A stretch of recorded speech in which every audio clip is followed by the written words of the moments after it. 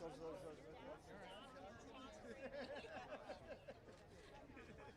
what I wanted. Well, you guys did a great job.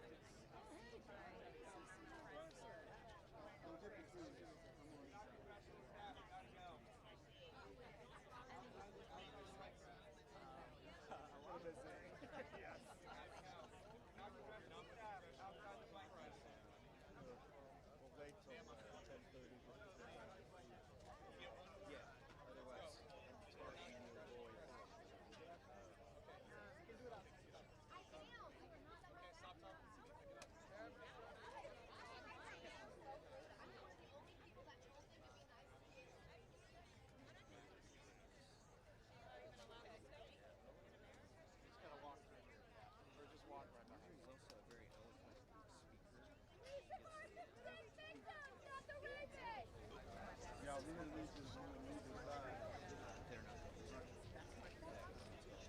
Actually, that's fine. Cat, just go with cat. It's not happening yet.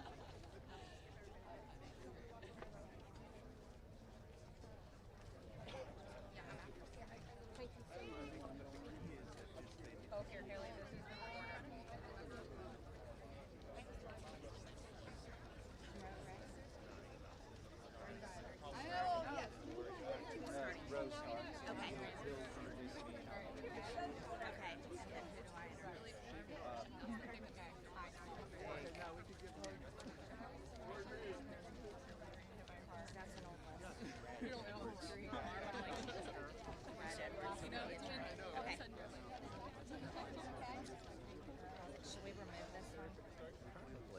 Yeah, I think this is a little. Yeah, that's all.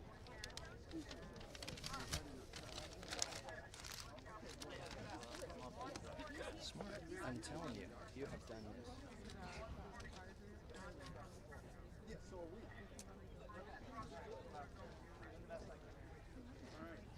She will introduce, I believe, attorney Brad Edwards. Where we used to. I'll come back, but you can speak for, you and her can speak as long as you want. But then I'll come back and He'll come back after, so you don't have to introduce him, but I'll introduce him. Perfect. Good morning, everybody. Good morning. Hello. Please, if we could, just out of respect for particularly the survivors who are going to speak, if we could have some silence. And if folks could just please calm down. People can speak when members of Congress are speaking. I just want to make sure that the victims and survivors are going to be heard today. I want to begin by thanking Brittany Henderson and Brad Edwards for their tireless work in the pursuit of justice. And I want to thank Sarah Drury on my team for working with them. Above all, I want to thank the survivors who are here today, whose courage and strength have brought us to this moment. I want to thank my co-lead, Congressman Thomas Massie, and Congresswoman Marjorie Taylor Greene for standing with survivors here today. Today, as you can see, we're united in restoring trust in government. We're here not as partisans, we're here as patriots. We begin the work of bringing this country together, progressives, independents, moderates, and yes, MAGA supporters, to demand truth and justice. A nation that allows rich and powerful men to traffic and abuse young girls without consequence is a nation that has lost its moral and spiritual core. Americans are asking a very simple question. How is it possible that in the richest, most powerful country in the world, there are corrupt special interest forces, both foreign or domestic, that are preventing the release, that have a stranglehold on our government and are preventing the release of the full Epstein files? There is something that is rotten in Washington. Less than 1% of these files have been released. We are demanding today on the discharge petition that all of the files be released. We know we have 212 Democrats, and we have 4 Republicans, courageous Republicans like Thomas Massie, Nancy Mace, who was so emotional yesterday after talking to the survivors, Congresswoman Boebert, and Congresswoman Marjorie Taylor Greene. We need just 2 more signatures to force the release. So we gather here on the steps of the Capitol to confront these corrupt forces. Today we stand with survivors. We stand against big money. We stand to protect America's children. That is really what this is about. I now want to bring up my Republican colleague, Thomas Massie. He has shown so much courage, so much leadership. And I saw some people, I say the same thing about Marjorie Taylor Greene. She has shown so much courage on this issue. I saw some people when I was coming here calling her names. We've got to stop that. We've got to stop the partisanship on this issue. This is an issue where they both have shown real courage and leadership, and I appreciate them joining us today. Congressman Massie. I want to thank my colleague Khanna for co-leading this effort to bring transparency and justice for these victims. I hope my colleagues are watching this press conference. I want them to think, what if this was your sister? What if this was your daughter? When these survivors speak, the Washington establishment is asking the American public to believe something that is not believable.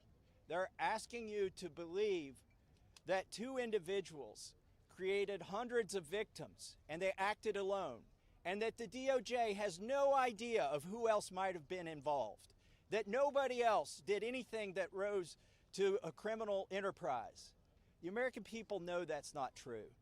Now, the Speaker of the House just offered a fig leaf to my colleagues. They're going to vote on a non-binding resolution today that does absolutely nothing. I appreciate the efforts of my colleague James Comer, who's leading the Oversight Committee. They may find some information, but they're allowing the DOJ to curate all of the information that the DOJ is giving them. If you've looked at the pages they've released so far, they're heavily redacted. Some pages are entirely redacted. And 97% of this is already in the public domain. So I'm calling on my colleagues. Be one of the next 2 who sponsors this discharge petition. I think it's shameful that this has been called a hoax. Hopefully today we can clear that up. This is not a hoax. This is real. There are real survivors. There are real victims to this criminal enterprise. And the perpetrators are being protected because they're rich and powerful and political donors to the establishment here in Washington, D.C. So today we're standing with these survivors and we're giving them a voice, and I want to close by thanking them. They are brave. I hope they encourage other survivors to come forward and to tell their stories, not just of Jeffrey Epstein and Maxwell, but anywhere in the country. This is a message that we are sending. This is a litmus test. Can we drain the swamp? Are there people who are outside of the reach of the law? I don't think there should be. So hopefully today we'll get 2 more signatures on the discharge petition. That's all we need. And with that, I want to introduce the bravest woman in Congress, Marjorie Taylor Greene. I find it interesting that the 3 Republican co-sponsors are women. These are women standing up for women, and Marjorie was the first to do it. And I think she deserves all of our gratitude for breaking that barrier and leading the way for the other Republicans. Hopefully they can find their spines as well. And with that, I give you Marjorie Taylor Greene. Good morning. This is my 5th year in Congress, and this is the largest press conference that I've seen since I've been here. And this is because this is an issue that matters so much to Americans. This is an issue that doesn't have political boundaries. It's an issue that Republicans and Democrats should never fight about. As a matter of fact, it's such an important issue that it should bring us all together. It's grieved me to watch the arguments and debates take place among my colleagues and even the administration. I think this is something that was worth fighting for. You see, the women behind me are going to tell you stories that you've never heard before. These are unimaginable horrors that they've lived with for their entire lives since they were very, very young.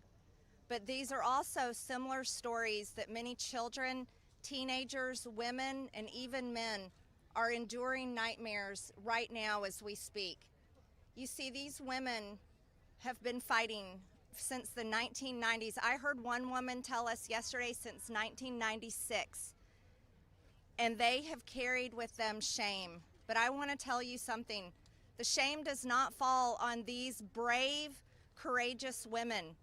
The shame falls on every single person that coldly turned a blind eye to their abuse. The shame falls on every single person that enabled it. The shame falls on every single person that took money to continue it. And the shame falls on the people in power over the past several decades that protected the monster, Jeffrey Epstein, and his cabal that continued a nightmare. Those people deserve the shame. And today we are coming forward and we are going to fight like hell for these women, because we have to fight like hell for those that are enduring sexual abuse and are living in a prison of shame. Anyone that is being abused, it is not your fault. You should live with no guilt or fear or shame. All of the fault belongs to the evil people that do these things to the innocent. This is the most important fight we can wage here in Congress, is fighting for innocent people that never receive justice. And the women behind me have never received justice. And do you want to know why? It's because Jeffrey Epstein somehow was able to walk among the most rich, powerful people, not only in America, but foreign countries. Yesterday, I heard countries like Saudi Arabia, Russia, and even Israel, and other countries. The truth needs to come out, and the government holds the truth. The cases that are sealed hold the truth. Jeffrey Epstein's estate holds the truth. The FBI, the DOJ, and the CIA holds the truth. And the truth we are demanding come out on behalf of these women, but also as a strong message to every innocent child, teenager, woman, and man that is being held captive in abuse. This should never happen in America, and it should never be a political issue that divides us. And I want to thank Khanna and Thomas Massie for doing something brave, crossing political boundaries for a very important fight. And I'm honored to join both of them. and I'm honored that Nancy Mace and Lauren Boebert signed the discharge petition along with myself. And I asked my Republican colleagues not to choose just one path for justice and transparency and accountability, but I asked my Republican colleagues to choose every path for justice and accountability and transparency. And with that, I'd like to bring back Congressman Khanna to start this important press conference. Thank you very much.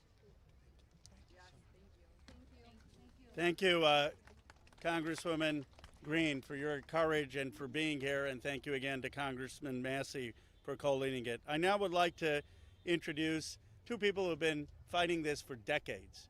They haven't had their voice heard. The victims haven't been heard. They haven't just been on this in the last few months. They've been doing this in the wilderness for years, and they are really models of courage. Bradley Edwards and Brittany Henderson, who are the attorneys for the victims. Thank you for being here.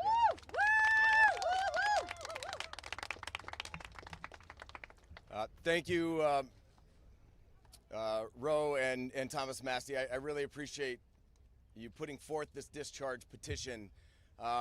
It's tough to understand that we have to be here because this doesn't seem like a partisan issue.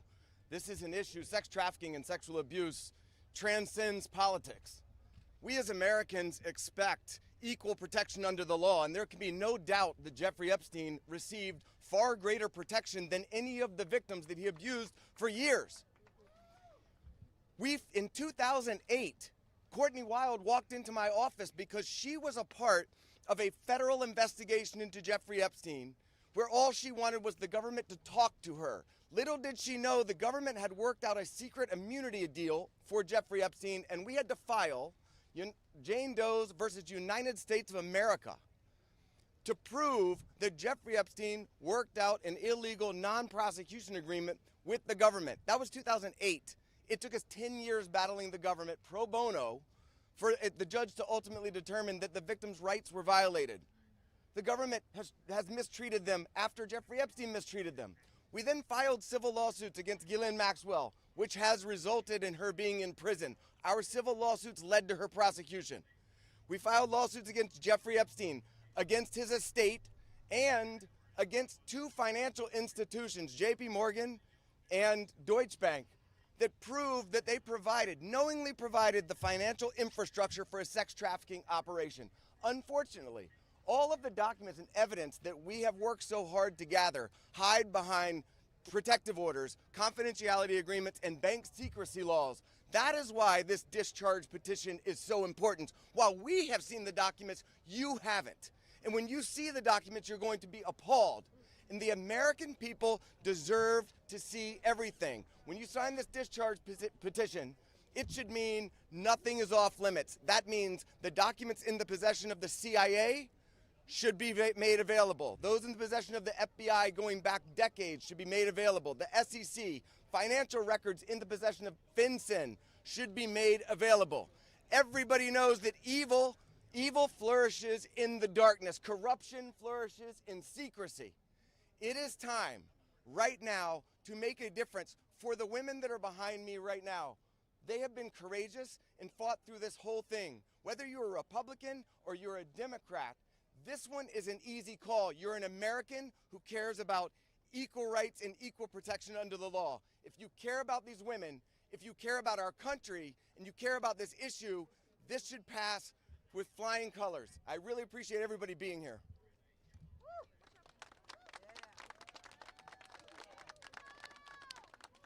Hi, good morning. My name is Brittany Henderson, and I think in addition to thanking the wonderful congressmen and women who are here today, we need to thank the women, and not just the women who are going to speak, but the other women who are standing behind them, along with other lawyers, Sigrid McCauley, and people who have been fighting for a very, very long time for the world to give this kind of attention to an issue that it should have had forever.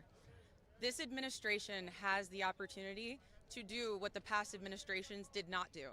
This administration can either stand with the victims and stand for the victims, or it can continue to hurt the victims like has happened in the past. We aren't here just to ask for transparency, though. We're here, too, to ask for protection. The women here represent hundreds of other women who we have spoken to, many of whom were trafficked from other countries, from Eastern European countries where women don't have the rights that we have here. Women don't have the protections that we have here.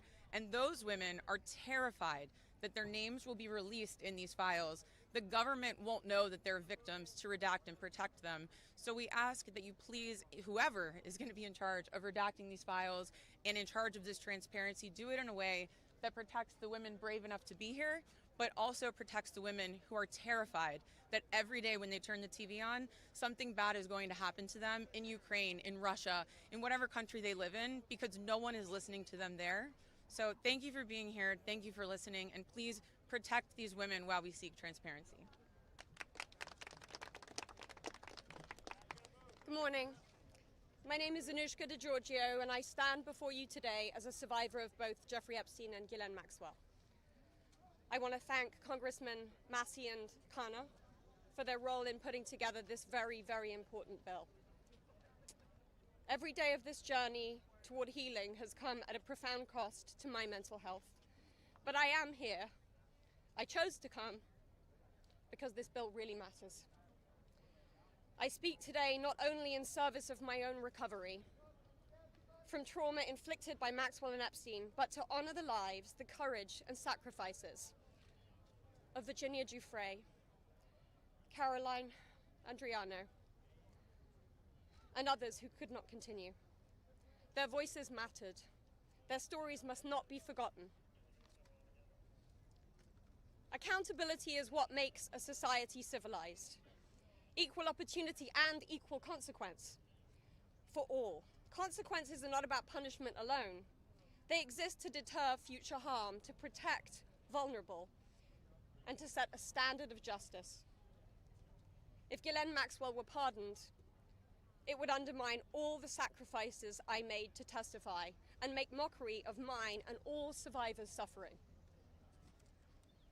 That is why the Epstein Files Transparency Act is so essential. It requires the Department of Justice release all the records related to Epstein and Maxwell investigations, flight logs, immunity deals, internal communications, and even the records surrounding Epstein's detention and death. And crucially, it forbids withholding documents simply because of embarrassment, reputational harm, or political sensitivity. This is about ending secrecy wherever abuse of power takes root. But transparency alone is not enough. Survivors need protection, resources, and legal support. If this Congress is serious about justice, then let this moment also affirm your commitment to provide victims with the legal aid they need to confront abusers, to navigate complex systems, and to reclaim their power. Transparency must be matched by support, or else too many victims will remain silent out of fear and lack of access. The statistics demand action. Nearly 1 in 5 women in America will experience rape or attempted rape in her lifetime. Every 74 seconds, someone is sexually assaulted. Every 9 minutes, that person is a child. These are not numbers, they are people. They are your daughters, your sons, your constituents, your friends. Statistically, 1 in 5 of your families will face this nightmare. The days of sweeping this under the rug are over. We, the survivors, say no more. I want to help create a world where survivors of sexual abuse and abuse of power can come forward safely. And I ask Congress to join me in that effort, not only by passing this bill, but by ensuring that those who step forward have legal support to face their abusers and see justice done.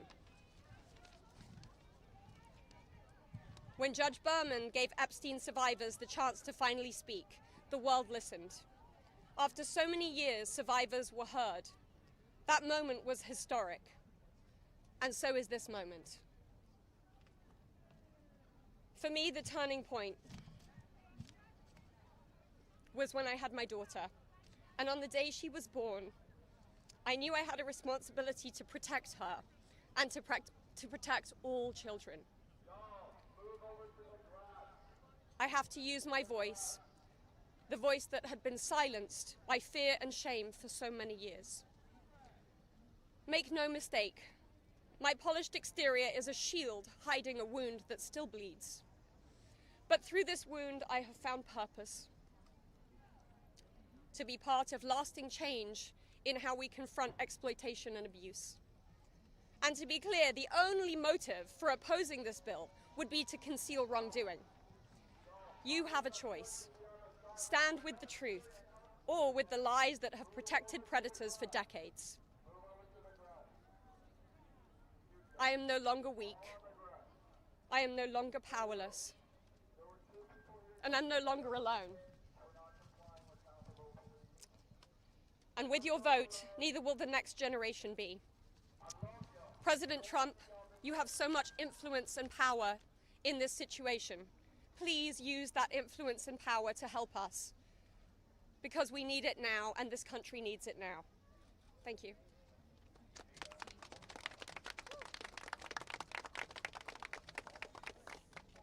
Hello.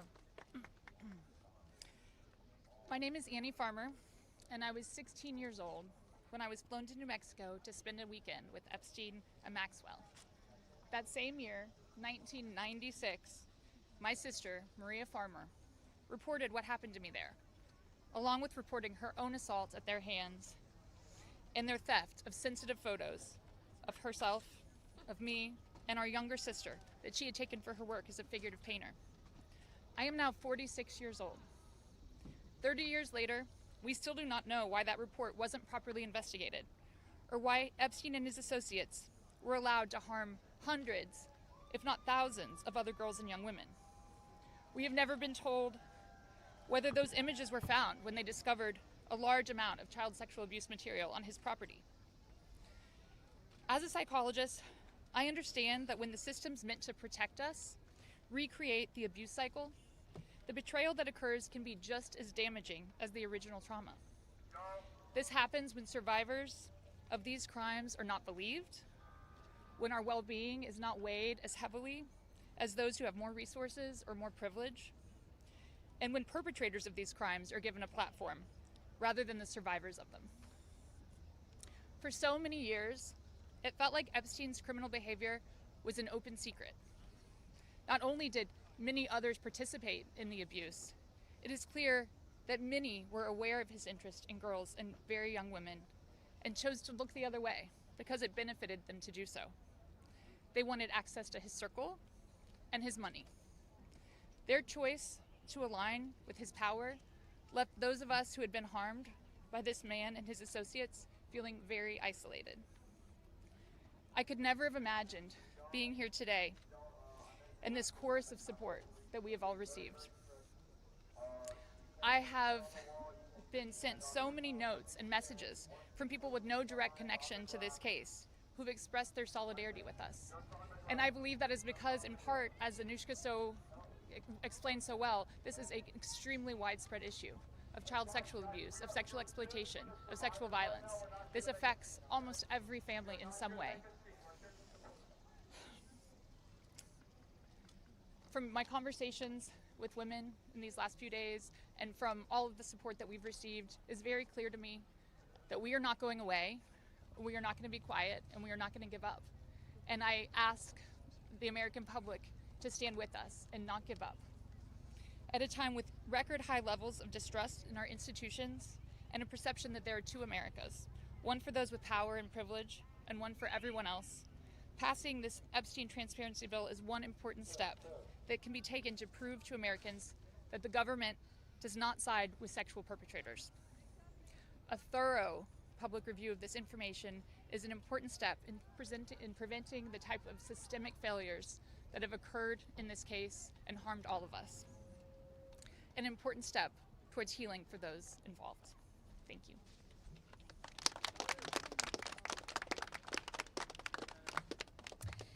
Hello, everyone. I'd like to say thank you, everyone, for being here today on this very powerful and special day for all of us here. My name is Marina Lacerda. I was minor victim 1 in federal indictment of Jeffrey Epstein in New York in 2019. I was one of dozens of girls that I personally know who were forced into Jeffrey's mansion on 9 East 71 Street in New York City when we were just kids. today is the first time that I ever speak publicly about what happened to me. I never thought that I would find myself here. The only reason that I am here is because it feels like the people who matter in this country finally care about what we have to say. As an immigrant from Brazil, I feel empowered knowing that the little girl struggling to get by at 14 and 15 years old finally has a voice. For the first time, I feel like I matter as an American. I was only 14 years old when I met Jeffrey. It was the summer of high school. I was working 3 jobs to try to support my mom and my sister when a friend of mine in the neighborhood told me that I could make $300 to give an older guy a massage. It went from a dream job to the worst nightmare. Jeffrey assistant Leslie Groff would call me and tell me that I needed to be at the house so often that I ended up dropping out of high school before 9th grade. And I never went back. From 14 to 17 years old, I went and worked for Jeffrey instead of receiving an education. Every day I hoped that he would offer me a real job as one of his assistants or something important. I would finally have made it big, as, like we say, the American dream. That day never came. I had no way out. I was, until he finally told me that I was too old. There are many pieces of my story that I can't remember, no matter how hard I try. The constant state of wonder causes me so much fear and so much confusion. My therapist says that my brain is just trying to protect itself, but it's so hard to begin to heal knowing that there are people out there who know more about my abuse than I do.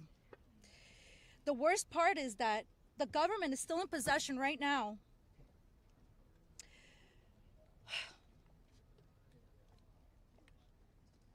of the documents and information about that could help me remember and get over all of this maybe and help me heal. They have documents with my name on them that were confiscated from Jeffrey Epstein's house and could help me put the pieces of my own life back together. But I don't have any of it. And I know the same is true for many of these women.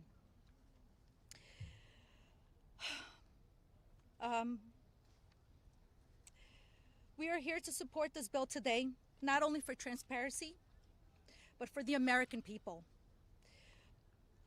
But if the government is going to release these documents to the public, describing the crimes committed by Jeffrey Epstein and others, the least that they can do is give me my documents that they have about me. The other survivors deserve the same respect from our government. While our identifying information must be redacted to the public, it is equally important to provide the victims themselves with unredacted information. I will never forget when the FBI agent showed up in my door in 2008. Jeffrey Epstein hired a lawyer to represent me, or more like to represent him, I like to say. I couldn't ask any questions, and I had no idea what was going on. I was terrified. Until today, I think most of us are still terrified. I thought somebody was going to kill me. I thought something was going to happen to my sister or my mother. It went further out to even maybe thinking something would happen in Brazil with my family. And then one day, the lawyer said that everything was just going to go away. Like nothing happened. I didn't need to testify. When I asked him why, he gave no explanation. That was it. So why? Why was I never called to testify then? We could have saved so many women. We could have saved so many lives from being abused. Why did he get away with it in 2008? Why was he able to go on in the abuse with hundreds of girls after the Florida investigation? Why didn't they let me testify to help stop him? Our government could have saved so many women, but Jeffrey Epstein was too important and those women didn't matter. Why? Well, we matter now. We are here today and we are speaking and we are not going to stop speaking. Today, I stand here with the women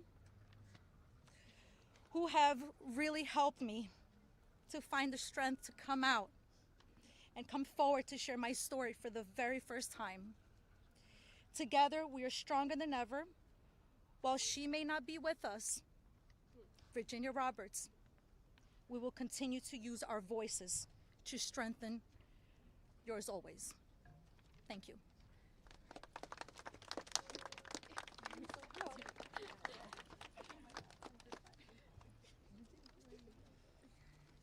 Hi, my name's Courtney Wild.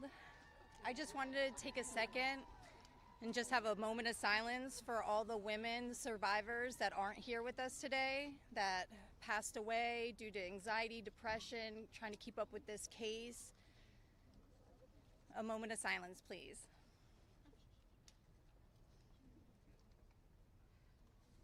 Thank you.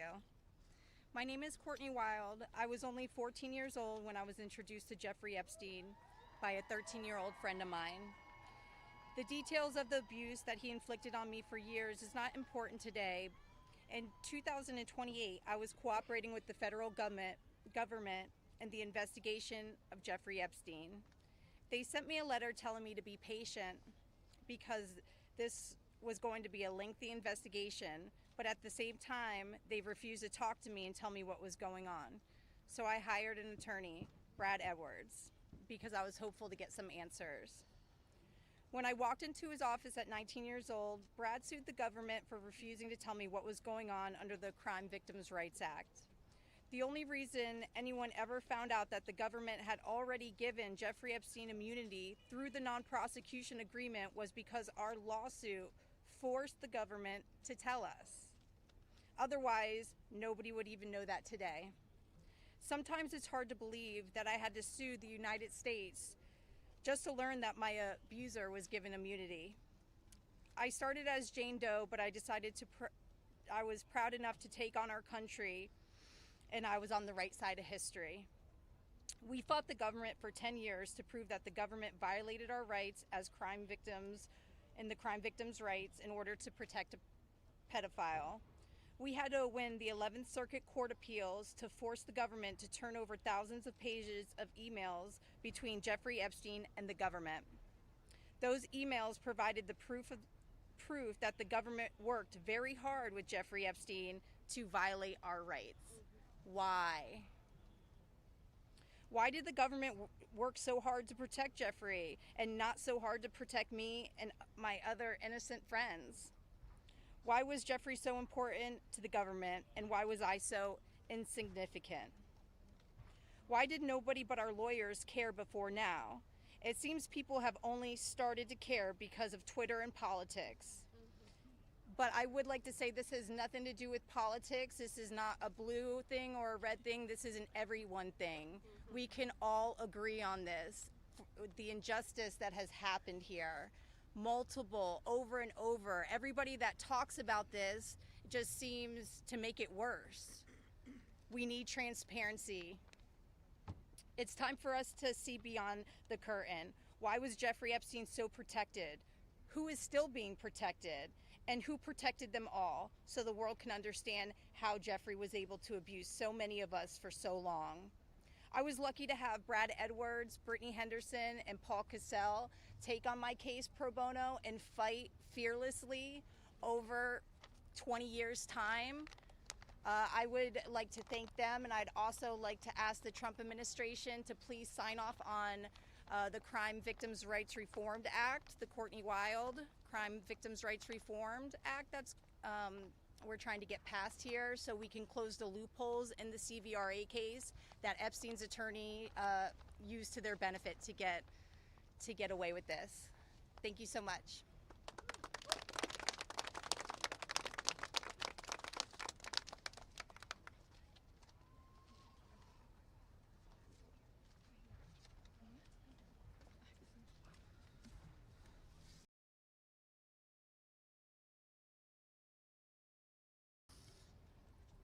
Good morning. First and foremost, we want to extend our deepest gratitude to Brad and Brittany Edwards, Congressman Massie and Khanna, and above all, the brave survivors who have entrusted us with the privilege of speaking today on behalf of Virginia. Robert Giuffre as her family. We are here today because we support H.Res.581, the Epstein Files Transparency Act, in its entirety. But as much as this bill is about shining a light on truth, it's not just about the bill. This is about justice. This is about survivors. This is about justice against the rich and powerful who have stolen something from these women and many children at the time, their freedom. The freedom to live their life without mental and physical scars that have been inflicted upon them by those who thought they were untouchable. The same freedom that these monsters took from these survivors, they should never be afforded. They should never be allowed to continue their lives with impunity. Let's be clear. This is not a political issue. This is not about left or right. This is about humanity. This is about doing what's right. And this is about ensuring that the future we leave behind isn't one where the powerful can hide behind their wealth, their influence, and their money to evade justice. Our plea to you, whether you're a dad, a mom, a brother, or a sister, look your young ones in the face. Look them in the eye and tell them you didn't stand against the very people who raped, molested, and preyed upon children and young women. Tell them you were willing to negotiate a deal. Money should never be what makes something right or wrong. If you vote no, your stance will be clear. You will be choosing to stand on the side of the rich and powerful, allowing money to buy your way out of the consequence. But here's my one ask. Look these survivors in the eye and tell them why. Then, look the people of the United States in the eye and tell them why. And then, when you're alone, look yourself in the mirror and ask yourself why. Virginia said it best, and I quote, "I have physical and mental scars that will never heal.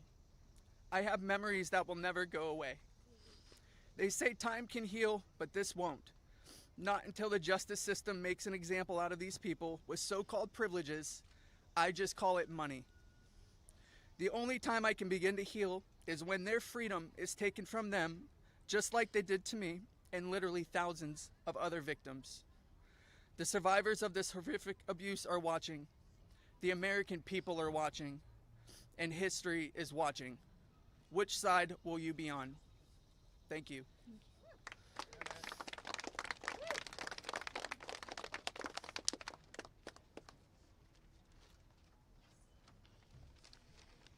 Hello, my name is Jenna-Lisa Jones, and I was only 14 years old when my friend brought me over to Jeffrey Epstein's house in Palm Beach in 2003. I had a terrible home life, but I was such an innocent kid then. I always did my best in school, and I had such a positive outlook on life. Until that day that I met Jeffrey, I have never been more scared in my life than I was that first time that he hurt me. I remember crying the entire way home, thinking about how I couldn't ever tell anyone about what actually happened in that house. This guy was so rich and had so many pictures with so many famous people, and no one would have ever believed me if I told them. I want to thank Congressman Rowe and Congressman Massie for having me here today. It was really hard for me to find my voice and to become strong enough to speak about my abuse. I didn't come forward until 2019, and even then, it was like I was afraid of a ghost. I know that I was just a little kid, but sometimes I still feel like it is my fault that this happened.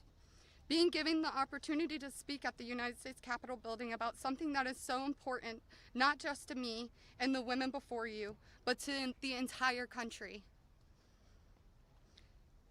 Together, we can finally make a change, and that is thanks to the people like these two congressmen and their teams who actually care about the victims.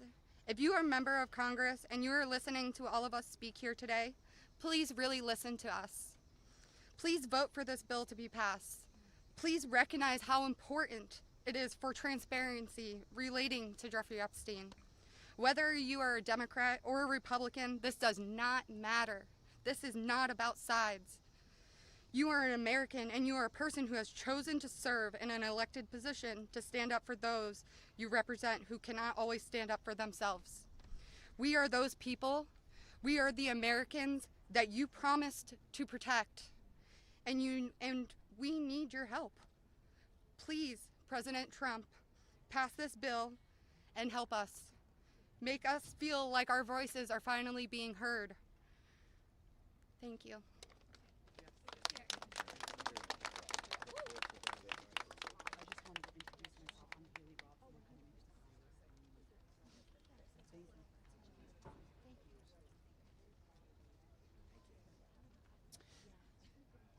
Good afternoon. My name is Haley Robson.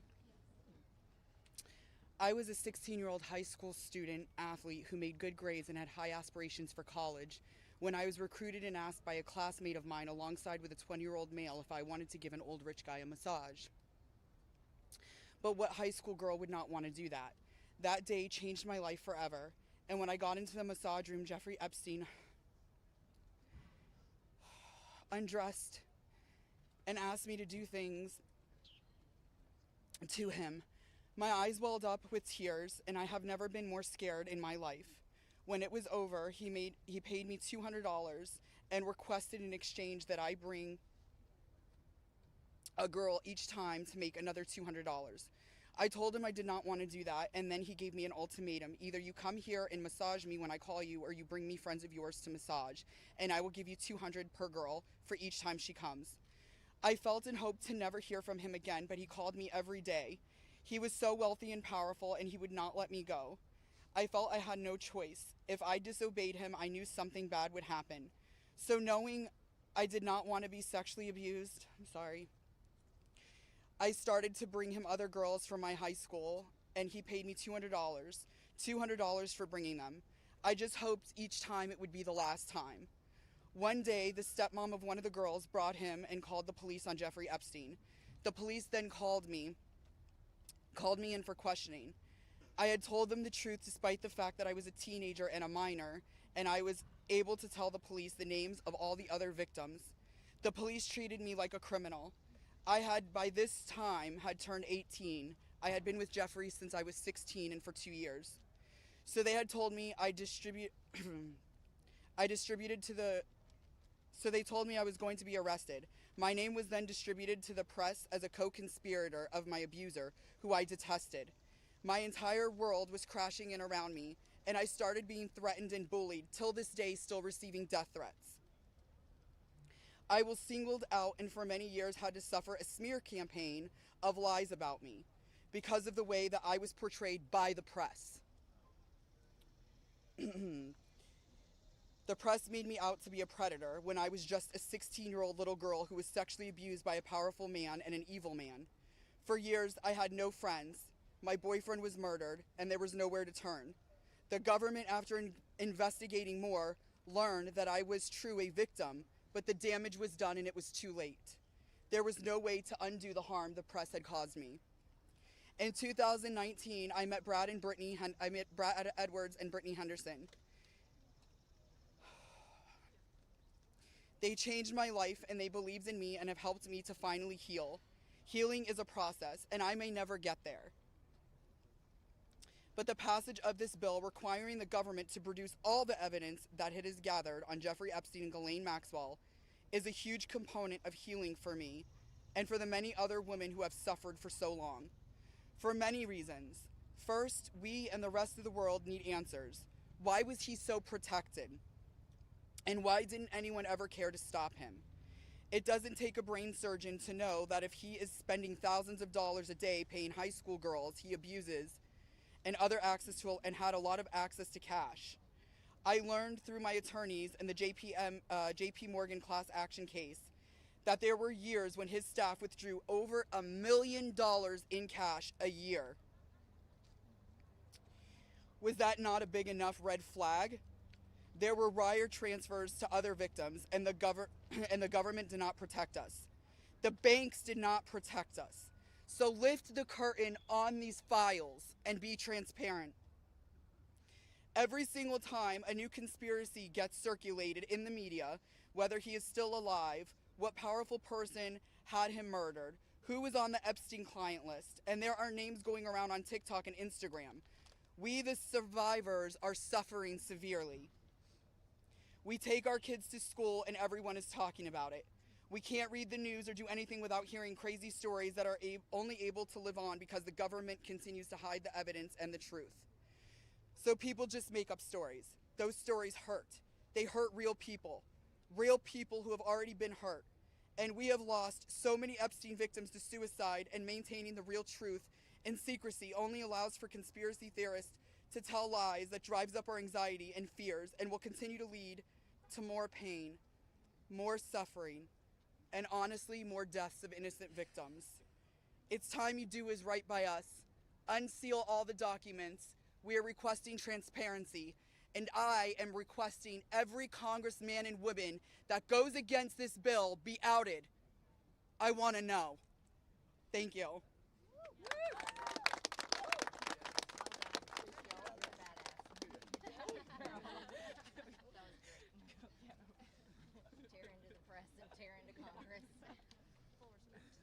Hi there, my name is Lisa Phillips, and I'm the host of a award-nominated podcast called From Now On, a platform supporting survivors. I want to thank all of my survivor sisters who came before me today. I'll be very short.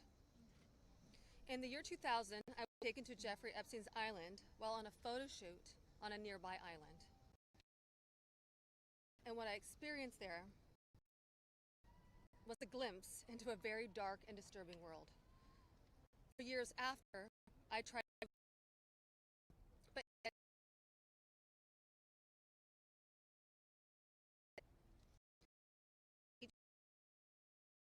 arts and entertainment.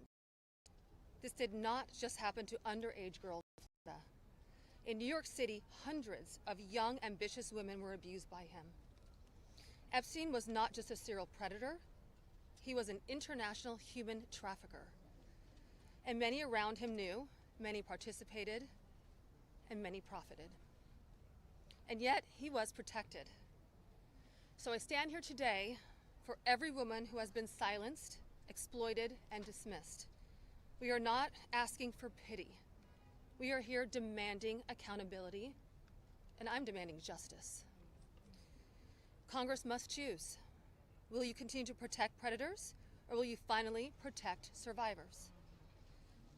And also, I would like to announce here today, us Epstein survivors have been discussing creating our own list. We know the names. Many of us were abused by them. Now together as survivors, we will confidentially compile the names we all know, who were regularly in the Epstein world.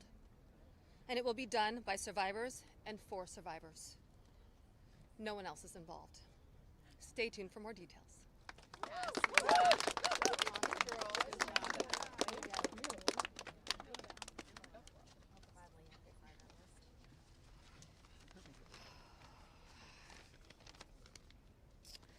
Hello, my name is Shantae Davies, and I'm here before you today as a survivor of decades of pain, trauma, and betrayal at the hands of Ghislaine Maxwell and Jeffrey Epstein, and the people who enabled them, and a government that for far too long refused to help. In 2002, I was living in California, a young woman with high aspirations of becoming an actress. I was already beginning to make a name for myself in the industry. A person I trusted, someone I thought was a friend, invited me to meet a powerful woman who could help advance my career. That woman happened to be Ghislaine Maxwell. I was asked to give her a massage, though I had almost no experience, and when I did, she praised me and promised introductions to someone enormously powerful, someone who could change the course of my life, and that man was Jeffrey Epstein. At first, I was an excited young woman on top of the world. Epstein flew me to his private island. He listened to my dreams, promised to help, but his promises came with a catch. The abuse began. He told me to keep it secret. He manipulated me with quid pro quo I did not consent to, but I felt I had no one to turn to. He was too powerful. I was just one of the many young women trapped in his orbit. I was even taken on a trip to Africa with former President Bill Clinton and other notable figures. In those moments, I realized how powerless I was. If I spoke out, who would believe me? Who would protect me? Epstein himself was the most powerful leader of our country. Epstein surrounded himself, with the most powerful leaders of our country and the world. He abused not only me, but countless others, and everyone seemed to look away. The truth is, Epstein had a free pass. He bragged about his powerful friends, including our current president, Donald Trump. It was his biggest brag, actually. And while what I endured will haunt me forever, I live every day with PTSD. I live as a mother trying to raise my child while distrusting a world that has betrayed me. This kind of trauma never leaves you. It breaks families apart. It shapes the way we see everyone around us. But one thing is certain, unless we learn from this history, monsters like Epstein will rise again. There are files, government files, that hold the truth about Epstein, who he knew, who owed him, who protected him, and why he was allowed to operate for so long without consequence. Why was Maxwell the only one held accountable when so many others played a role? Why does the government hide this information from the public? This secrecy is not protection, it's complicity. And as long as the truth is buried, justice will remain out of reach. That is why this bill matters. Passing it will, bless you, ensure that the suffering of survivors is not in vain. Passing it will bring accountability, transparency, and prevention. It will help protect the next generation of predators who seek to place themselves above the law through wealth, influence, and connections. This is not just my story. It is about every survivor who carries invisible scars. It's about the weight we live with daily. It is about the families broken and the futures stolen. So I ask you, President Trump and members of Congress, why do we continue to cover up sexual abuse and assault? Who are we covering for? Let the public know the truth. We cannot heal without justice. We cannot protect the future if we refuse to confront the past. Thank you.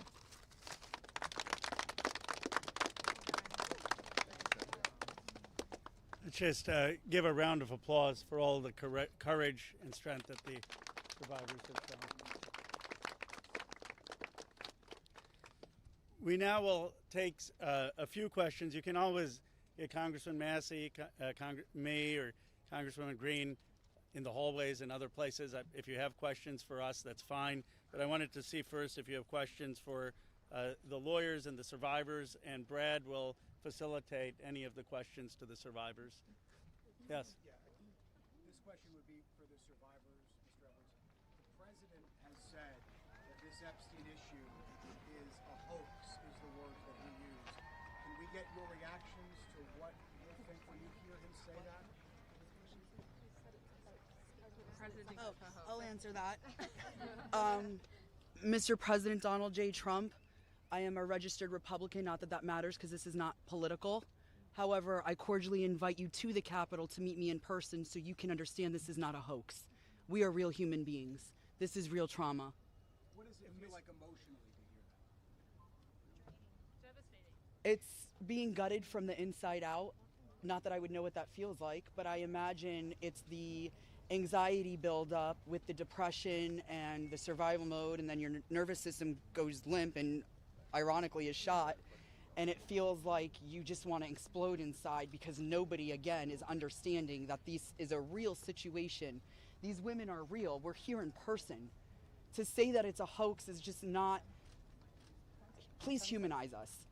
I would like Donald J. Trump and every person in America and around the world to humanize us, to see us for who we are and to hear us for what we have to say.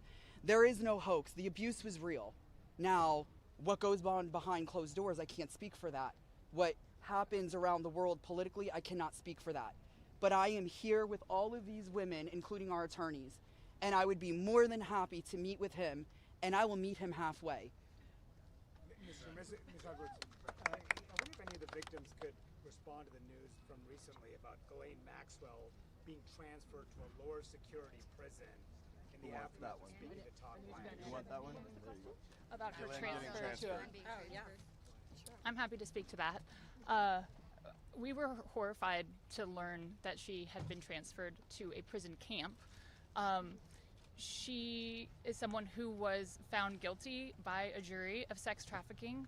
She not only, we often hear that she procured women for Jeffrey, which I think is a very sort of polite and minimizing term. She also participated in the abuse.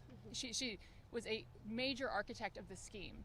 And the fact that she has painted herself as a victim, I think is disgusting. And it was horrifying, I think, to us that we were not told about her prison transfer. We found out about it in the news. Just 1 minute, I think Anushka maybe has So, Anushka DeGiorgio, I testified alongside Annie at the trial of Ghislaine Maxwell.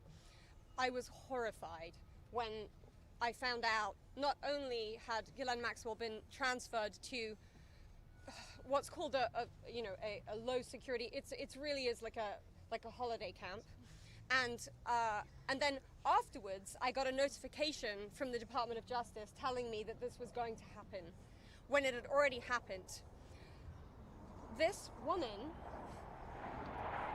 abused children.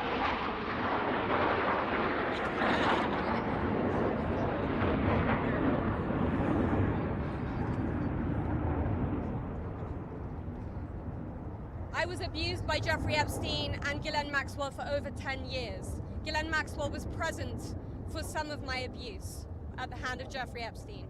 She was present, she was complicit, she was enabling, and it is appalling and disgusting.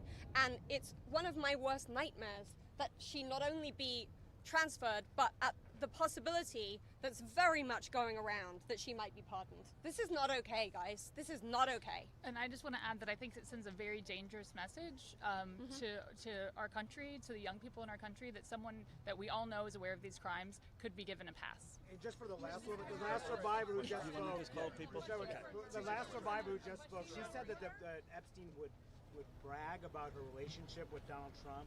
Could she please elaborate about that? Shante. Get to the microphones. Get close. Yeah, I did say that.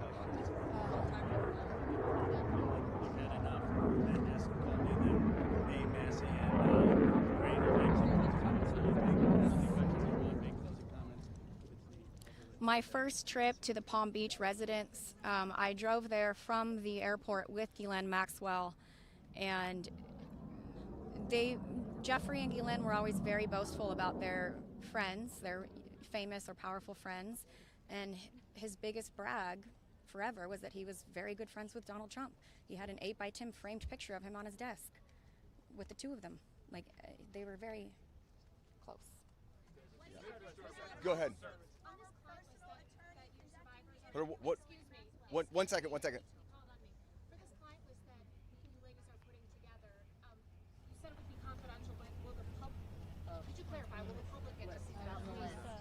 So Lisa, what's your envision here? Is it going to go to the public or just amongst the survivors? No, we're reaching out to survivors that are scared. So come on up. We're reaching out to survivors that are scared to come forward and that also know who they were trafficked to. So that's the list that we're compiling. We're not quite sure, how we're going to release that, or even if we're going to. The Department of Justice needs to release the list. Right, yes. For folks at home, they might be confused. Survivors know the names. You've seen these powerful people. Why can't you say the names? Could you just explain for folks? Why do we have to say the names when the government knows the names? And we're also scared to do so. Look what's happened to so many of the survivors that have revealed names. Yeah, I find it offensive. I think it's also worth saying that having represented, I think, between our firm and Boyce Schiller, hundreds of victims, and we've talked to them about the various people that they were farmed out to. So we've created somewhat of a list. Most of these individuals, the victims, are very scared to say these names because they could get sued, they're going to get attacked, and nobody protected them the first time. And that was against one person. So is there a list? There is a list, but just to dispel kind of the common theme here, every one of these women was abused by Jeffrey Epstein, and his scheme was to personally abuse women. When they reached a certain age, he did farm a section of them, some of them, out to some of his friends. That doesn't mean all of his friends. With that said, I'm more than happy to assist in helping create the list behind the scenes and see what we do with it. But if someone's interested, Go ahead. Hold on. I think if someone's interested in prosecuting, they may have something different to say about sharing a list. But they're not sharing a list for nothing to happen, and that's the experience that they've had for all of these years. Yeah, go ahead. Thank you. We're waiting to see the fate of this discharge petition right now as we're here. The Speaker and others have said that the people he met with yesterday had concerns about your names being released if this bill were passed. And some people I talked to today are not signing the discharge petition because they say you don't want them to. Can you clarify if that is accurate? Do any of the survivors here not want the bill to pass? First of all, our legislation, Khanna and I went through this. We talked about this, and we were very careful to make sure that there is an exception so that personally identifiable information, not just their names, but anything they could be identified by, would not be disclosed. And can you speak to that as survivors yourself? I think all of them are on the same page, that they want everything released. Want the bill to pass. Yes, they unequivocally redact personally identifying information and release everything else. Mr. Edwards. Okay. Mr. Edwards, thank you. Uh-oh. Yeah, sure. Marina, you have stayed silent for so many years. Today, this is the first time, if you understand correctly, you have never before gone public with your story and to share this. Can you help us understand why today, why now, and why here? Well, it is not okay for us to be silenced, and it's not okay for Jeffrey Epstein and everybody else to be put on a pedestal. I think everybody needs to hear from us because we know what went on, right? And there is not only me who's been silenced, there are hundreds of women that are silenced. My hope is to stop this abuse for the future, right? For people that are coming up, for women. My daughter, for example, these women have daughters. They most definitely don't want that anymore. And I think mainly this is therapy for all of us too. You know, we want to be heard. Nobody also has never asked me to speak. That's also another thing. So I can say for all of us here, we are here. We want this bill to pass. It is very important. Okay, and we need transparency. We are tired of looking at the news and seeing Jeffrey Epstein's name and saying that this is a hoax. We are tired of it. We are done. We are not going to be silenced, and I hope that my voice will bring other survivors and other victims to come along and speak up so that we can be more of a stronger voice and louder. And so what is your message to President Trump on this? Listen, I don't want to send a direct message to him. I'm already scared enough. Yeah. Just pass the vote. Listen to us. This is not a hoax. Like, it's not going to go away. And like I said on my speech earlier, we're not going to be silenced anymore. We will be speaking moving forward wherever we need to be. We will be, and we need to pass this. Go ahead. Thank you, sir. Jordan Conrad, Gateway Pundit.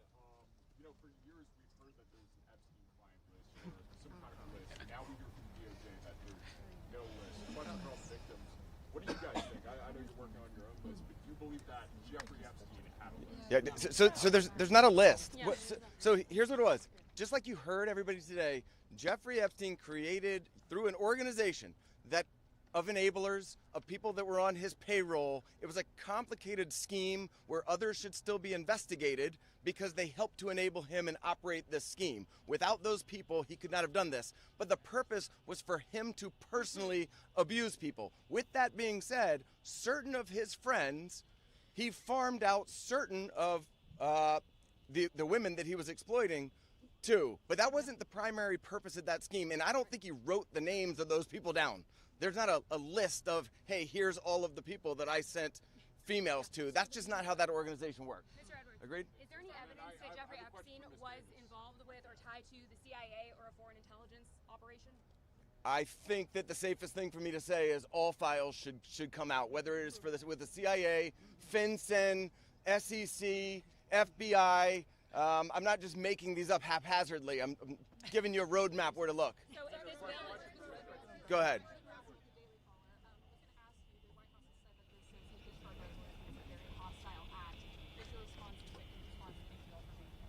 I'll go first and then I'll let them. They're much more important than me, but I don't understand why it's a hostile act. I can tell you that I talked to President Trump back in 2009, and several times after that, he didn't think that it was a hoax then. In fact, He helped me. He got on the phone. He told me things that were helping our investigation. Now, our investigation wasn't looking into him, but he was helping us then. He didn't treat this as a hoax. So at this point in time, I would hope that he would revert back to what he was saying to get elected, which is, I want transparency. This about face that occurred, none of us understand it. In fact, I don't understand how this is an issue that's even up for debate. How do you not stand behind these women after you've heard their stories and know that hundreds of them were abused, and it was only because files are being kept in secrecy? The world should know who he is, who protected him, and the other people that are out there to be investigated need to be investigated. Go ahead. Are there any people who are currently serving in government who are named, who you know of, are in these files, who you had relations with, anything of that sort, who Jeffrey Epstein connected you with? Are you willing to say yes or no? I don't think I can answer that.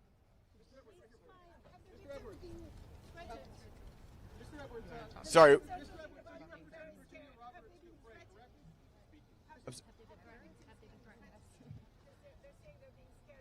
I think she's referring to my speech.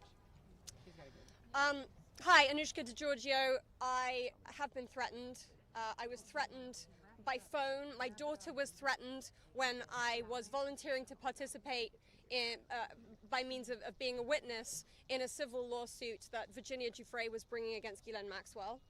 I have been followed. I have been stalked. I have been followed not only by journalists, but by people who do not get out of the car and do not try and talk to me and just drive behind me as I drive my daughter to school. So the fear is very real for us.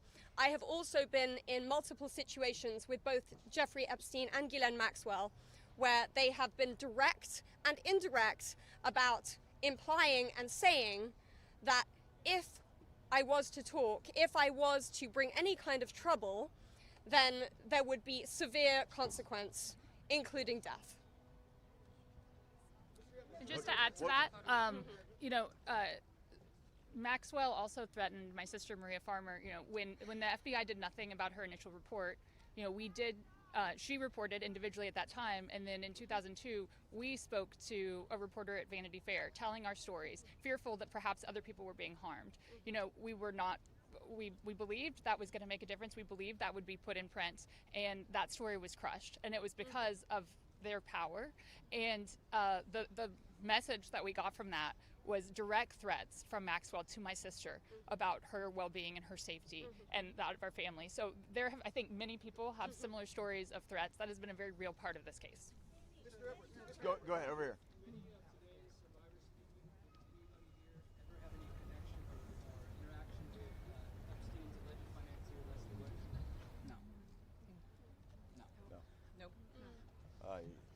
Do you want to address that? I just want to say one thing that's very clear. When people say, please share names, there are names that are very well known, like that of Les Wexner, who everyone knows supplied an enormous amount of Epstein's financial wealth and allowed this operation to happen. So it's, I think, confusing to many of us why there have not been more ramifications for him, and he's been seen as a victim when clearly I believe there's more to it.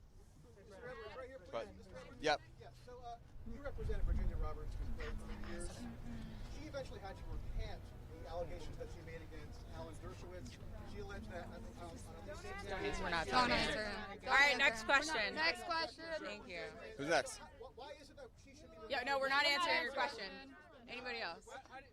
Go ahead. How did the victims feel about the interview that was given to Ghislaine Maxwell? There's a woman trying to say something. That's better. Okay, ma'am, I think that you had a question. When you talked in the past on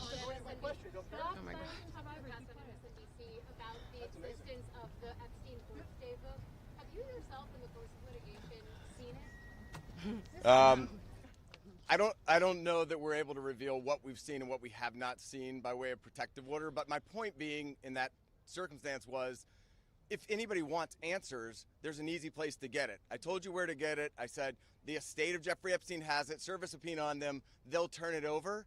And if we had served a subpoena on them in the past, they would have turned it over and we would have seen it, which I don't usually miss subpoenas like that. So there we go. Mr. Edwards, can you elaborate Go ahead. on the? Just say one thing on that. To your question about the allegations, there's a simple answer. Release the files. Let the American public decide. Instead of harassing, instead of, I gave you your say. Look.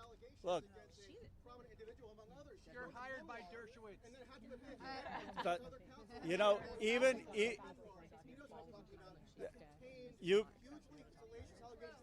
you've been heard.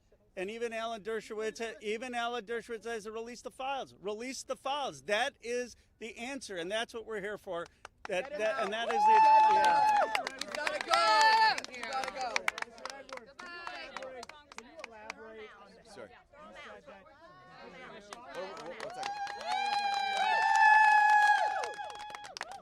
Yeah. You said that Donald Trump gave you help in 2009. Can you elaborate on your interactions with Donald Trump back in 2009? And for any of the victims, they didn't ever see the president, well then not president yet, but they didn't ever see Trump with Epstein in any way. I don't know who's. I don't think that we can answer that question. Did anybody see Trump with Epstein back then? This is really not a political thing. We want the passage of the bill, and this is not to call out President Trump. My point was that he was friendly back then, did not think that it was a hoax, and was trying to help. And now it seems like all of a sudden somebody's in his ear and he's not. So I'm hoping he'll come back to where he was back in 2009, be on the side of the victims, and stand with us. On the passage of the bill, go ahead.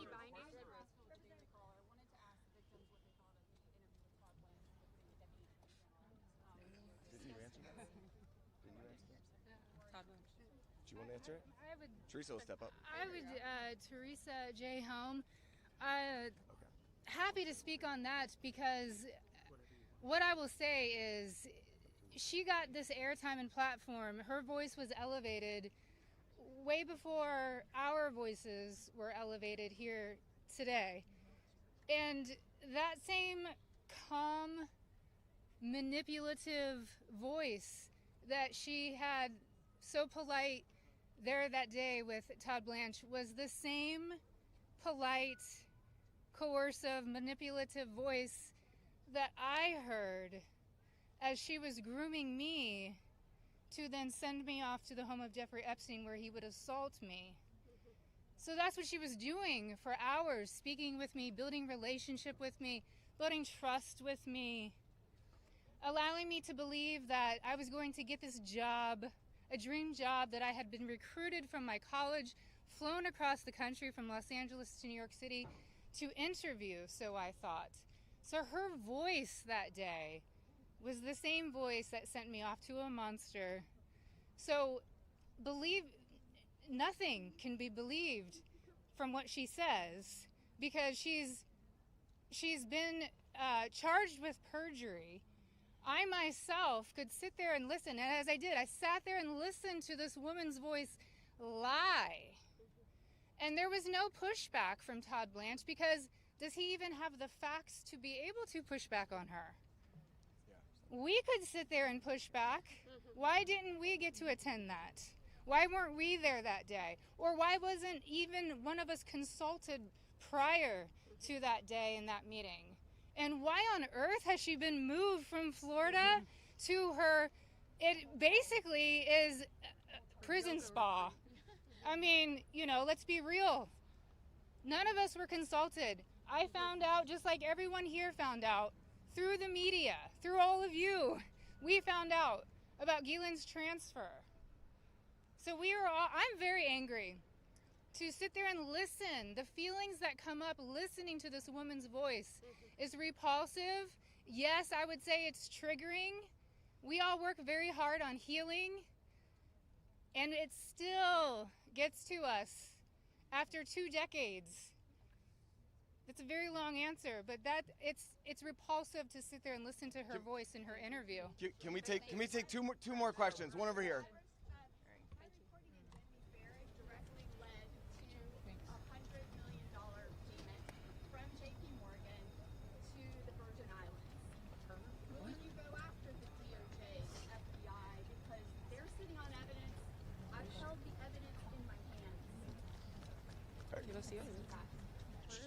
I think that there's nobody that's immune from us going after them if there's a legitimate action to take. So to the extent that evidence exists, then show it to us, and we'll help in every way we can. We stand with the victims.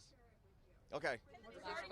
One more. Survivors speak to, speaking of being threatened and being afraid to come forward with the story, to the case of Katie Johnson, who alleged that Donald Trump and Jeffrey Epstein. I don't think we can talk about. I don't think we can talk about that case. I do think it's worth saying, though, despite the comments that he made, Virginia Roberts Giuffre is an American hero. She is somebody. She is somebody without whom we would not be able to have this voice. She was the one who had courage to name names, speak out against people, and she was standing up against everybody at one time with an enormous amount of pressure. And most of these women are here because of Virginia Roberts Giuffre. So, all right, last one.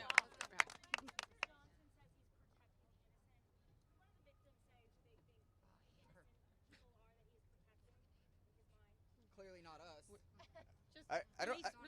I don't think that anybody knows, but I can tell you that in the Oversight Committee meeting yesterday, they indicated that they were all for transparency, releasing the files, and asked us to hold them accountable. Isn't that right? Yes. They said hold them accountable, so we intend to hold them accountable. That's up to them. We're going to show them where to go with it, and as long as they're doing their job, they should. I'm going to turn it back over to Khanna. Thank you. Let me just say this. Let me say this. I think the people back who are testifying here today or speaking out today, they are American heroes. Let's give them another round of applause. And you say, look, Thomas, Marjorie, and I, we're huge believers in the First Amendment, and we believe in free speech, and we take abuse all the time. But you see, you see why it's so hard to do what they have done, because they come forward and you subject yourself to national scrutiny and national questioning. And I just want to say from the bottom of my heart how appreciative I am and how proud I am of what you've done today. You've made a big difference. Before I bring on Marjorie and then Thomas will have the last word, I want to summarize 3 basic things that I heard from the survivors. First, they want to know why our government covered up for someone rich and powerful. Why is it that we have 2 Americas? People say, why do you need to release the Epstein files if Epstein is dead and Maxwell is in jail? Because we don't know who all was involved in the cover-up. Why are there rich and powerful people who didn't have justice? They want to know that. Second, many said it's important for their own closure. They don't know their own abuse. They want to understand what's in these files for themselves. And third, we heard that there are many others who obviously were involved. And they want to know, and the American people deserve to know what was there in those files. I actually think they're helping us come together as a country. I've never done a press conference with Marjorie Taylor Greene before. I've done some with Tubbs, but look, this country is divided, it's exhausted. This is one thing that we can come together on. And I was very clear with Thomas. This is not against President Trump. I would like nothing more than a Truth Social post for him after this press conference saying just release the files. Be with Massie, Khanna. This is about something much deeper. It is about bringing this country together to stand for America's kids, to restore trust, and to move this country forward. So thank you to the survivors for helping us do that. Now I want to introduce Marjorie Taylor Greene. Thank you. For everyone watching at home, I think it's important to put yourself in these women's shoes. As you're questioning, why can't they just name the names? What you don't realize is they just told their stories of being raped and being abused, being victimized, being manipulated, being coerced, and basically held in a prison of captivity of sexual abuse while they were young teenagers and extremely young, vulnerable women. And in Jeffrey Epstein's home and the places they went with him, they saw the most powerful people in the world in his pictures, and they saw him with those people. Can you imagine how terrifying it would be to name names like that? These are some of the richest, most powerful people in the world that could sue these women into poverty and homelessness. Yeah, it's a scary thing to name names, but I will tell you, I'm not afraid to name names. And so if they want to give me a list, I will walk in that Capitol on the House floor and I'll say every damn name that abused these women. I can do that for them, and I'd be proud to do it. Now, another thing, this is not about politics, and this is a boiling point in American history where the American people, just like Roe just said, there's become two Americas. There's the America for the rich and the powerful and the elite, where they never face any struggles or problems and never experience what real America goes through. And then there's forgotten America that faces all the problems and deals with all the issues and never gets justice for being sexually assaulted and raped by a monster. It shouldn't exist anymore, and people are sick of it. So let's recognize the fact that the administration before and the one before it and the one before it and the one before it and before it never did anything about this. So this isn't one political party or the other. It's a culmination of everyone worked together to silence these women and protect Jeffrey Epstein and his cabal. And this is not just rich, powerful people. Think his drivers, his maids, his chefs, all the people, people that worked in his home, security guards. I heard one story from a young woman that was being raped by Jeffrey Epstein when he was out on work release while he was serving time in prison and had an ankle monitor on his leg. Guess what? There was a police officer outside that door. So this list of names is quite a list of names, and it doesn't extend just in the rich, powerful circles. It extends down to the very bottom where people were paid. And again, I will say this, there's victims suffering today in similar circumstances, and they're terrified to name the names of the people that are currently abusing them. And so with these brave, courageous women fighting this fight, this is a fight for women and children and any person that is facing sexual abuse and rape and captivity and human trafficking right now. And so here's what I ask you in the press. Don't go for salacious headlines. Go for the truth and defend these women and help those of us in Congress that are crossing our political party lines for doing the right thing and trying to do it together. And thank you, Roe, and thank you, Thomas. And now I recognize Thomas Massie from Kentucky.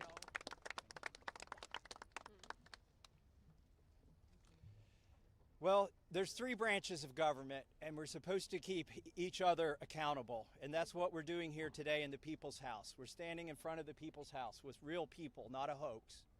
And they've told their story. We wanted to give them a platform to speak, and they've had it. They stepped up, and they were brave. But I also today hope that they would persuade my colleagues to join this effort. But I found out something today that happened that I wasn't expecting. They persuaded me to fight even harder. I'm not going to give up. And I want to end with this call to action. First, a call to action to my colleagues who, just an hour before this press conference, were prepared. They were given a fig leaf. We'll put a resolution on the floor so that you can say that you voted to protect the survivors. Their resolution doesn't really do anything. And that's the oldest trick in the swamp. When you want to kill the momentum, when you want to kill initiative, you introduce a placebo, a different bill that does nothing, and then try to pull the wool over the eyes of the American people. That's not going to happen this time. We demand real accountability.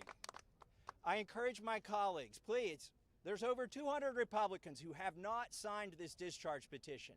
We only need 2 of them to sign it, and every Democrat will sign it, and that will get us the number we need to force this vote, to pass a law, not a polite request to the DOJ to police themselves. No, we need legally binding legislation to force that to happen. And my main call to action is to the people watching these live feeds that are going through these cameras right now. Congressmen, listen to you. light up their phones, burn down the phone lines here in Washington, D.C. Ask them the questions that these survivors wanted you to ask them. Why won't you be for transparency? Don't accept their answer that the bill has a flaw or that the survivors don't want it. We know that's not true. They wouldn't be fighting it so hard in this town if it wasn't the real bill. So with that, please call your congressman. Tell him or her to get on this bill and to stand up for these survivors. Thank you and God bless. That's Ian.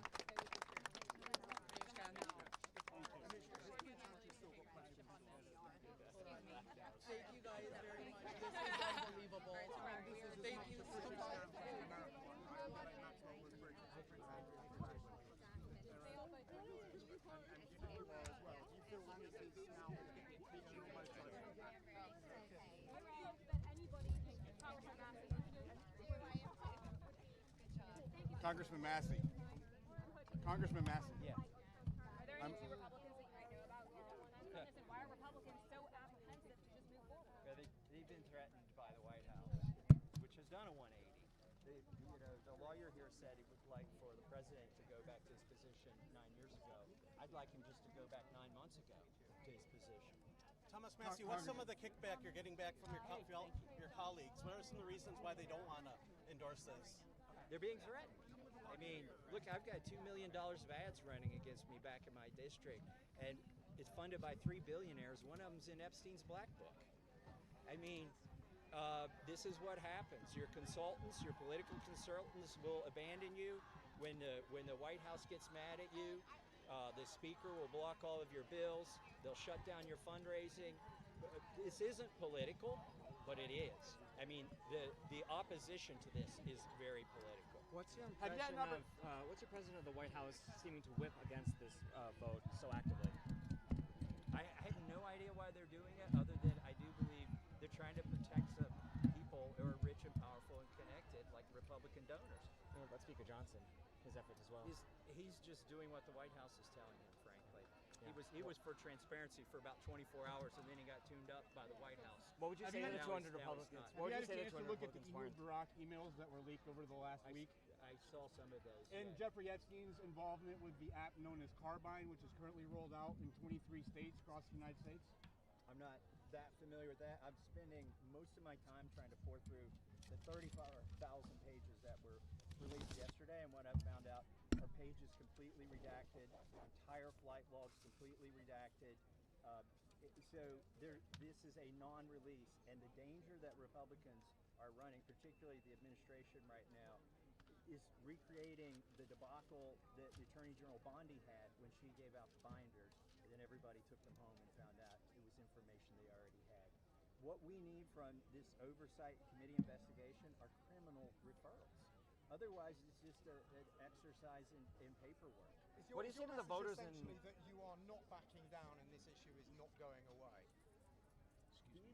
I'm not backing down. I will not back down. These survivors have convinced me that to do everything that I can. I mean, I think I already am, but I can probably think of some more things to do. But if you don't have 2 more votes from your Republican colleagues at the end of the day, so what's the implications? Well, it's not the end of the day. Is today the deadline? Procedurally, what happens is this discharge petition remains active until the end of Congress. So for 14 more months, we'll be waiting for 2 signatures unless we get them today. And so the Republicans are better to just pull off the Band-Aid and have this vote. It then would go to the Senate, and the Senate has to vote on this. And so those are the next steps. But I think what's going to happen is that the fig leaf that the Speaker has offered my colleagues on my side of the aisle is going to shrink up and go away. And then they will be exposed, as was the case with the Phase 1 binders that the DOJ released. And the outrage will be even greater because they've raised expectations, not among those of us who know that this is not going to reveal anything helpful, but they've raised expectations, and then they're going to not deliver anything, and that's very dangerous. Have there been Republicans in the Senate that have expressed support? Republicans who might be wavering on signing this? Well, my message is it's an opportunity. Once we get 2 more signatures, we're not collecting more signatures. So be one of those 2 that are on the right side of history, because once we get the 2, the door gets closed and it will proceed to a vote, and then you'll be back into one of 435. Have there been Republicans in the Senate that have expressed support to you, even just in the lead up to it potentially going to the Senate? Yes, I think Senator Markey was working on a companion legislation. And any Republicans who expressed support in the Senate? Not that I know of yet. So that would be, if people are working on a second call to action, it would be, what are you doing in the Senate? We've got this going in the House. Where's the activity in the Senate? Why do you think the administration is putting this out there that this would be a hostile act to support your discharge petition? Well, they've dug in. They decided they don't want it released. So it's a threat. It's a political threat. I think it's also an insult. I mean, was this a hostile action for these survivors to come and testify in the House of Representatives? Is it a hostile action that 3 women co-sponsored this legislation on the Republican side? Why is the White House trying to bully women in Congress who are trying to protect women who are just regular people who haven't been hurt? That's a question that needs to be asked. And finally, where are the men?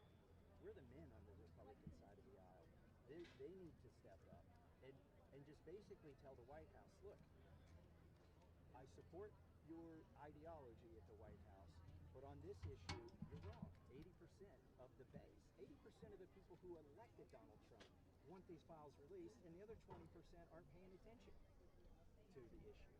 So it's the right thing policy-wise, and it's the right thing political-wise. They just have to disassociate themselves from a few billionaire donors that they feel indebted to. Are you personally worried at all by the White House's threats against you or Representative Martin Taylor Greene? Or No, I'm the threat that's already happened. I mean, they're already running $2 million of ads against me. It's 3 billionaires, 2 hedge fund managers. One of them is in Epstein's black book. Who are these billionaires? John Paulson is one of them. Paul Singer is another, and Miriam Adelson is the other. But the one who's in Epstein's black book is John Paulson. What conversations have you And had? by the way, those are max donors to the Speaker of the House. They're max donors to the NRCC. They're max donors to the RNC.